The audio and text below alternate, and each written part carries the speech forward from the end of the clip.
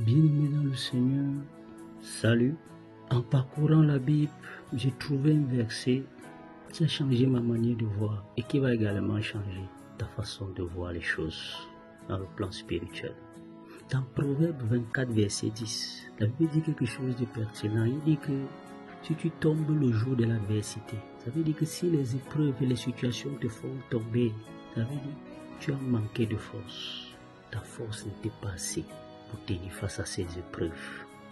Et le passage qui m'amène à bien comprendre ça, c'est l'histoire de Pierre. Dans Marc chapitre 14, verset 31, Pierre dit à Jésus qu'il ne peut jamais le renier.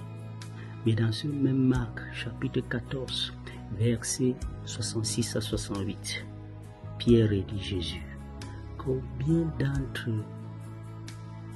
vous ont pris la décision de faire des choses exceptionnelles pour Christ, de faire un pas de plus, prendre la décision dans le plan spirituel, d'avancer, de progresser, de prier, d'étudier, mais ils ont renoncé.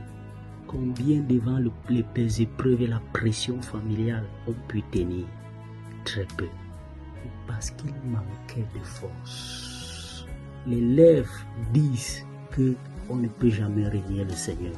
Mais face à l'épreuve, la pression, l'adversité, beaucoup tombent parce qu'ils manquent de force. Et dans 1 Roi 19, verset 7, la Bible dit, Dieu dit au prophète, lève-toi, mange et bois, car le chemin est encore long, parce que tu as besoin de force. Tu as besoin de force. Et dans Isaïe 40, verset 28 à 30, il dit que ceux qui se confient à l'Éternel renouvellent sans cesse leur force. Ta force ne vient pas de l'activité. Dans le milieu chrétien, ta force vient de l'intimité. La quantité de nourriture spirituelle que tu consommes, la parole, le temps de prière, de jeûne, d'étude et de méditation. C'est là où le chrétien puise sa force, dans la communion fraternelle, dans l'adoration, dans la présence de Dieu. Tu te ressources et tu puises ta force. Sois abondamment béni. N'abandonne pas.